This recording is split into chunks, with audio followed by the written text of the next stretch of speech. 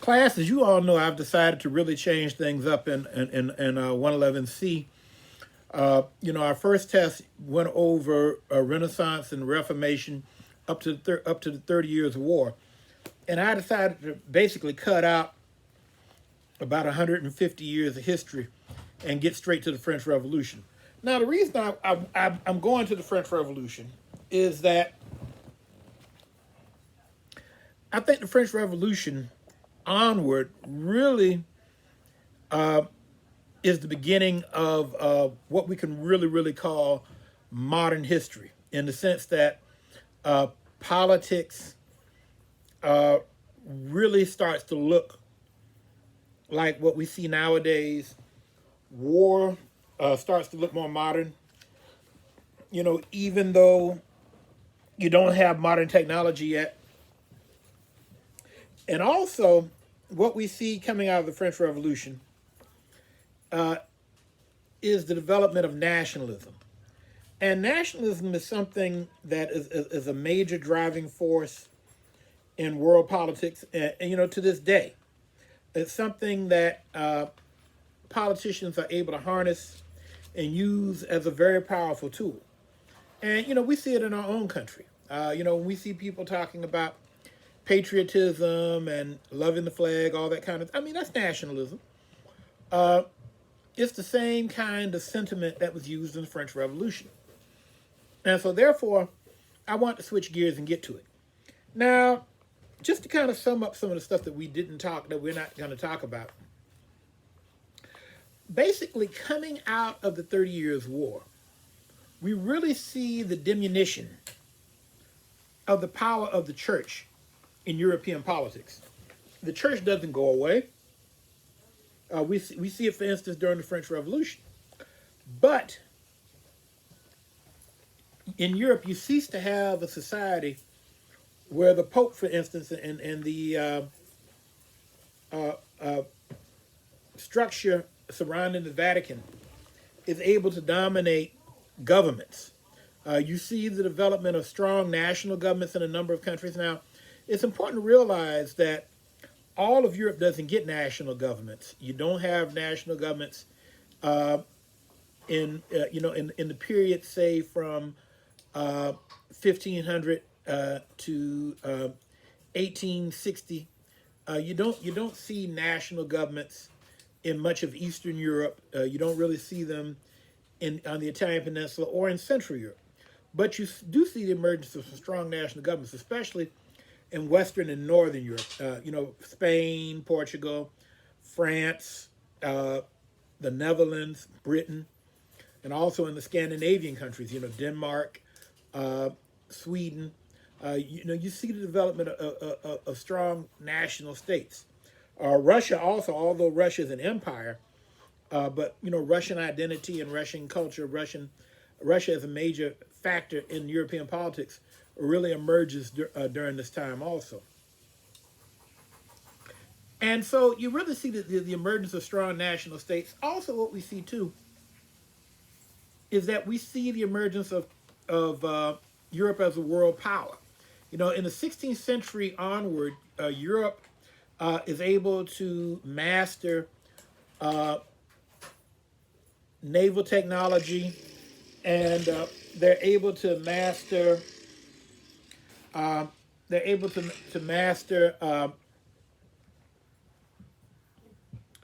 scientific technology, navigation technology, as well as military technology, and are able to emerge as world powers.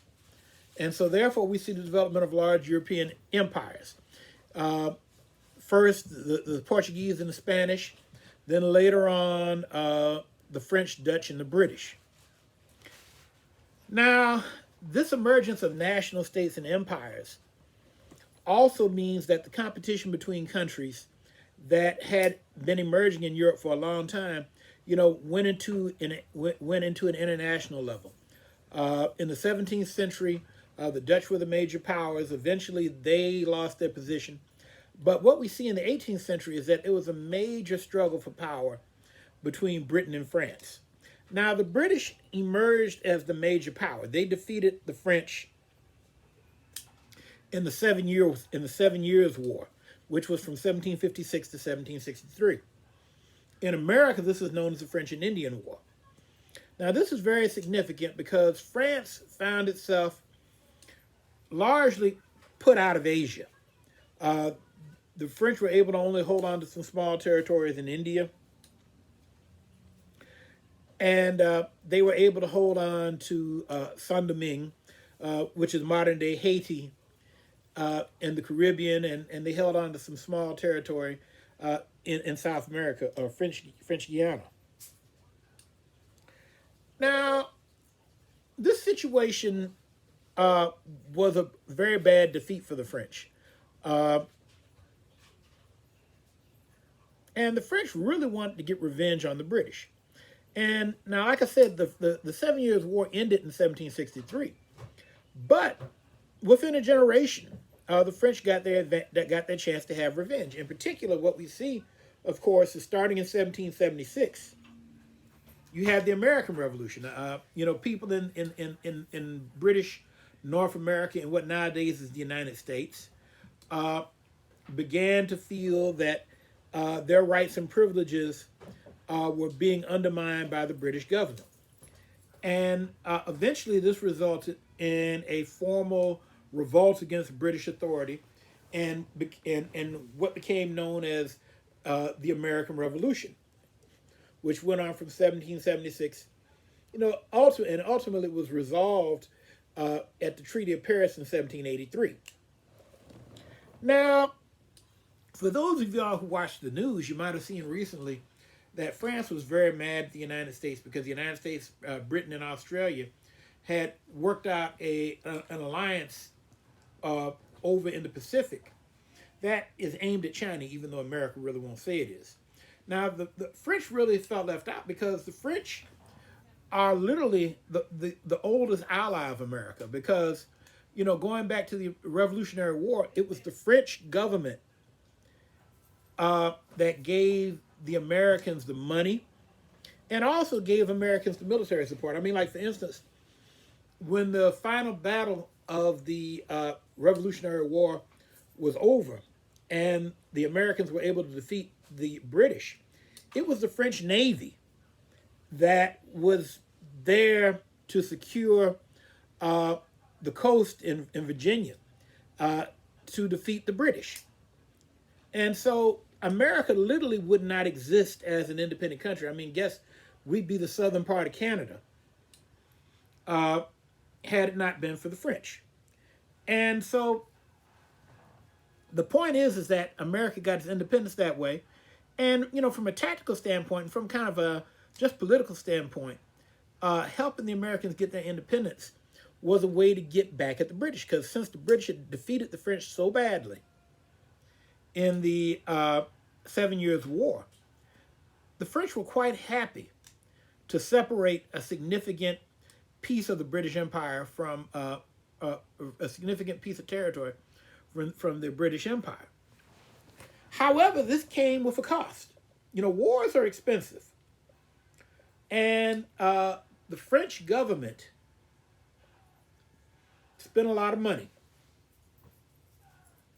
to secure the victory of America. Now, it's also important to understand, too, that the French economic system was not the strongest economic system. I mean, France had a strong colonial system, but the French government system was very much a monarchy. The Bourbon family, going back several generations before this, and especially under Louis XIV, had achieved a very, very strong despotic government. Basically, the king had all the power. And Louis XIV, in particular, developed the Great Palace at Versailles, about 13 or so miles outside of Paris. The huge castle. I recommend that you all look in the book and also just do a search for Versailles. It's a fabulous looking palace. If I ever get to France, I'm going to have to go there because it's just huge. And Louis XIV, in particular, what he did, he invited a lot of nobles to come to Versailles because, that way, basically, if they all came to Versailles, he could keep an eye on them. Instead of them being out in the provinces on their own territory where they could kind of develop stuff and, maybe plot against them. He had them all there at the castle. And, they were all going to parties and, trying to outdress each other and trying to look better than each other. And this allowed them to keep control over everything. But the problem with this is that Versailles was very expensive. And when the economy was all right, you could get away with this. But once the government got into debt trying to support the American Revolution, this led to problems. Now, the other thing, too, is that the French economy just simply was not going the way the British economy was. Now, a couple of lectures from now, we're going to talk about the Industrial Revolution. And at the same time, the French were having this great, big, very centralized monarchy. The British had a much more decentralized system, and they were developing an industrial capitalist economy. The French, on the other hand, now they had a lot of, they had a lot of business overseas. I mean, they had business people, they had merchants, but they just weren't developing it at the same level. Now, on top of this, too, you had a situation in France where the population was increasing, and so there was more demand for resources from regular people. And in addition to this, there was also some really bad weather. In the late 18th century going into the 19th century, it was kind of a mini ice age. You had some years where you really didn't even really have a summer. And so in this kind of environment, you had a number of crop failures. And also, of course, if you have shortages of food, I mean, you all know the basic law of supply and demand. I mean, when demand increases and supply decreases, that means that price goes up. And so what we see is that, under the rule of Louis XVI, we see that the standard of living was really getting bad for everyday people. They did not have enough food to eat. Everyday people were in really bad shape. Now, in addition to this, of course, you had the ideas of the philosophes. These were the political philosophers in France, people like Voltaire, people like Montesquieu. These people, were political theorists who thought that there should be more freedom, that people should have rights, that there should be representative government. And of course, the French government supported America doing exactly that same thing. And also, as your book mentions, a lot of nobility, they wanted more representative government because, I mentioned Britain already. Britain already had a system. Britain was not a democratic society. But Britain had a system of government. They had the parliament in which the nobility, really going back to the Magna Carta, back to the year 1214, the nobility had always had some influence in government. And as we'll see later, as you get into the 19th century, people who are not noble, who have money, business people, they get influence too. And so you had a desire for the same kind of thing among the French. And so what we see is by the spring of 1789, with everything going bad, Louis XVI decides that he should call a meeting of the Estates General.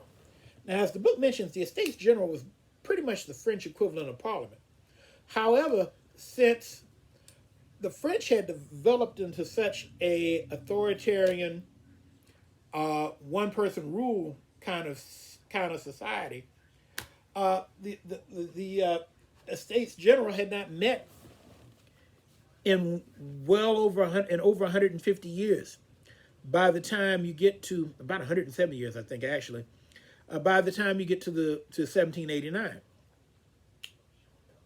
And so what we see is that, not only were the people, because remember the system was divided. The French system was divided into what they call the three estates. The first estate, which was the church, the second estate, which was the nobility, and the third estate, which was everybody else. All the way from common laborers or peasants up to very, very rich bourgeois business people. And so basically by 1789, the king was hoping that he could call a meeting of the Estates General, and traditionally, people voted by estate, which meant that you had two estates, the first estate and the second estate. They could always outvote the third estate, even though the first two estates really only amounted to about 500,000 people. I mean, basically, in all of France, the first two estates were about the population, a little bit less than the population of St. Clair County and Madison County, Illinois, or maybe about 1.5 times the current population of St. Louis. Very few people, whereas the third estate was millions and millions of people. And so what we see, once the Estates General was called, people began to push for individuals to vote. Because, as your book mentions, there was enough support among the nobility that if individuals voted instead of estates, this could be a major change in the system of government. And so what we see is that, very quickly, you have a situation where people who wanted major change were able to take control of the situation. And, they were pretty much able to sideline the king very quickly. And they were able to bring about a lot of new laws. And so this really, really, created, a revolutionary situation. I mean, as I mentioned, the Estates General meets on May 5th, 1789. And really by June 17th, when the third estate walks out and they take the tennis court oath, saying that, they wanted to have their actual votes counted as opposed to just simply being part of an estate, they were able to bring about a huge change. And so what we see is that, within a few months, you have a whole new revolutionary system of government. The people of Paris, they're able to overturn the Bastille, and they basically are able to force the king to do what they want. Now, we have to take a little look at at the composition of France. Now, the thing about France is that France at this time was not an industrialized country. You didn't have a huge urban population, but the city of Paris was a really big city. And you had a lot of working class people in the city of Paris. The government was in the city of Paris. And so this meant that even though France was not a super urban country, even though it didn't have a huge working class, the working class that was there was largely in the city of Paris. And so this meant that the everyday working people, the people referred to as a sans-culotte.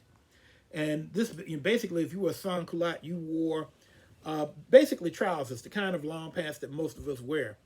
Back in the 18th century, if you were an upper class person, you wore the short little knickers with the high socks, whereas regular working people wore long pants. But basically, these sans-culotte people, the working women, you had a lot of women who worked in fish markets, baking women, a number of other women. All these people got together and they really put pressure on the government. And so they were able to bring about major change. Like, for instance, what we see is that, we see the Declaration of the rights of man and citizen. Now, one thing I do have to admit that when they say man and citizen, they do mean man. One of the things that does not happen during the French Revolution is that there is no significant movement towards women's rights. Now, there are lots of movements toward, at one point they get rid of the property qualification for voting. all men have rights. Under the Jacobins, they end slavery. Now, slavery is eventually reinstated by Napoleon, which is, why Haiti ends up in a war and ends up becoming the second independent country in the Americas, because that country, the great majority of the population, they are slaves, and they want their freedom. But as I said, you get freedom for poor men, you get freedom for rich men, you get freedom for black men. But there is no movement towards women's rights at this time, and so that's from a modern standpoint, that's a major blind spot of the revolution. But that was the culture that they were in at that time. Now, the thing about the French Revolution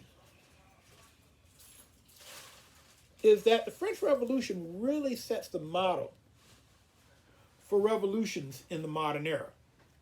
In that, I would argue that pretty much all revolutions, no matter how they turn out, I'd argue that just about all revolutions have people in them who really want to do good things. They see themselves wanting to do good things for society.